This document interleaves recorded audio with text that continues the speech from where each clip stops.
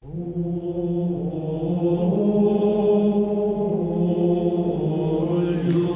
영혼아 주님을 찬미하여라. 그분께서 해주신 일 하나도 잊지 마라.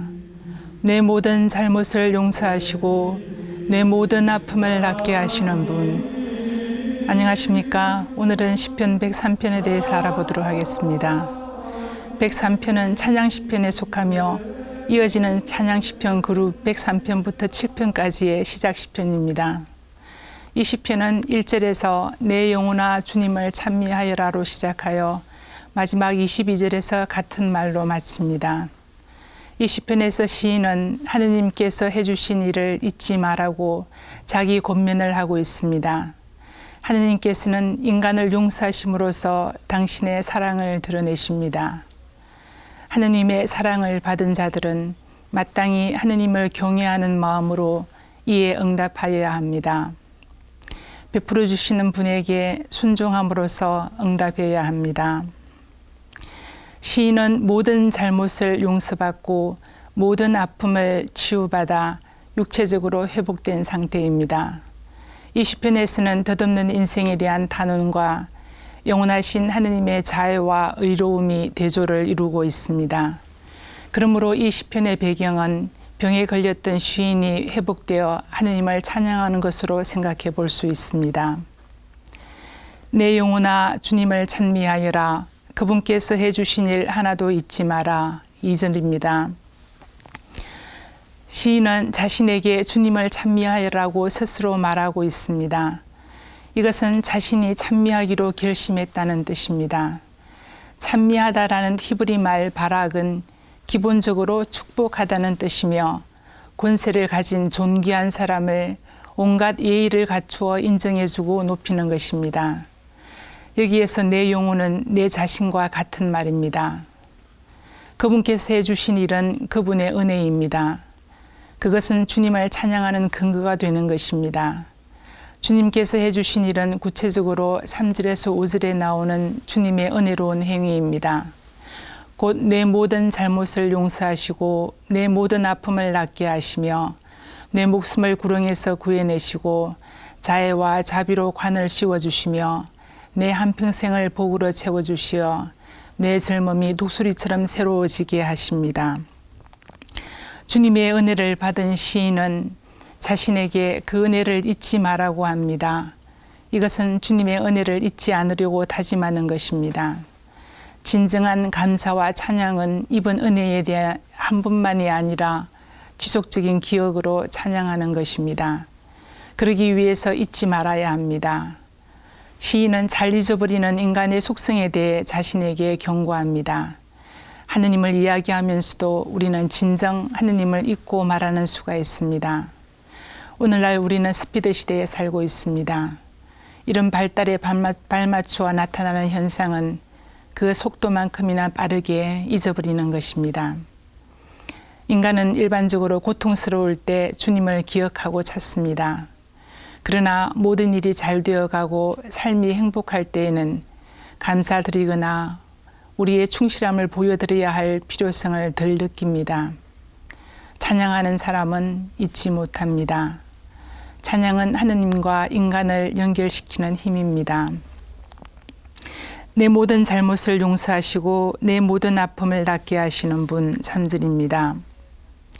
시인이 하느님께 찬양 드리는 이유가 나옵니다. 그것은 하느님께서 그를 용서하시고 치유시켜 주셨기 때문입니다. 시인은 철학적, 신학적 사고가 아닌 자신의 경험을 바탕으로 하여 하느님께서 자기에게 어떤 분이신가를 말합니다.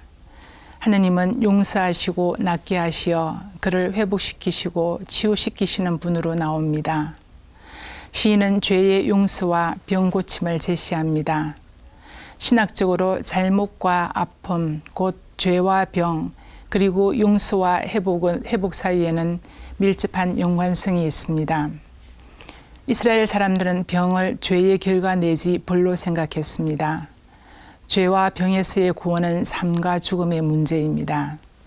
죄와 병은 가장 근본적인 고통입니다. 시인은 하느님이 이런 가장 근본적인 고통을 낫게 해주시는 분으로 믿습니다. 그는 자신의 죄 때문에 죽을 지경에 이르렀지만 하느님의 용서를 체험하고 주님을 찬미합니다. 우리의 됨됨이를 아시고 우리가 티끌임을 기억하시기 때문입니다. 14절입니다. 이 구절은 하느님은 왜 자비로우신가에 대한 해답을 줍니다.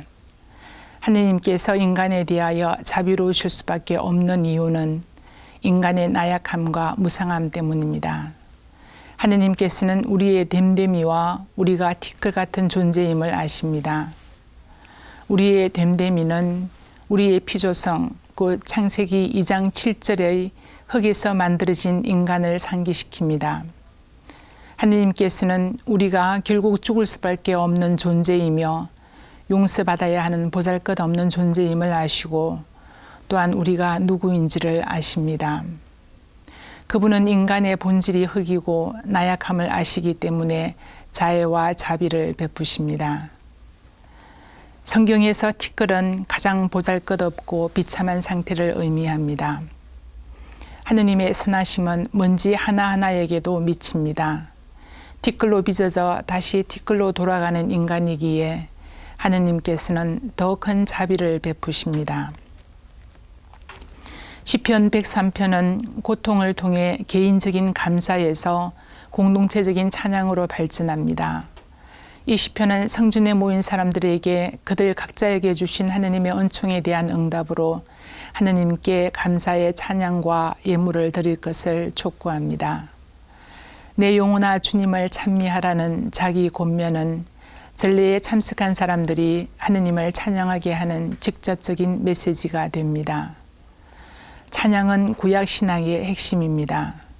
하느님은 잘못을 용서하시고 병에서 낫게 하시고 새 힘을 주시는 분이십니다. 하느님은 그분의 속성에 근거하여 이런 자애와 자비를 베푸십니다. 그러나 하느님은 계약을 지키고 주님의 규정을 기억하여 실천하는 이들에게 은혜를 베푸신다는 사실을 기억해야 합니다. 하느님의 베푸심에 대한 응답이 바로 103편과 같은 모든 믿는 이의 찬미가 되는 것입니다. 하느님이 베푸신 일을 잊지 않을 때 우리는 그분을 찬미하게 됩니다. 그분께서 해주신 일 하나도 잊지 마라. 감사합니다.